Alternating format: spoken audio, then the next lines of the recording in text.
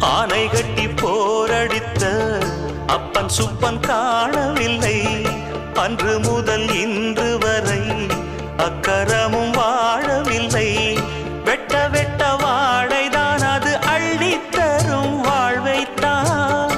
வெட்டி போட்ட மண்ணுதான் அதை கட்டி காத்தா பொண்ணுதான். நாம் வாழும் வாழ்வே அது சில காலம்தான்.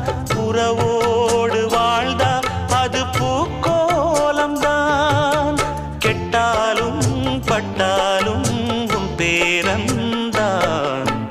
என்னடி ஞான பெண்ணே உண்மை சொல்லடி ஞான பெண்ணே.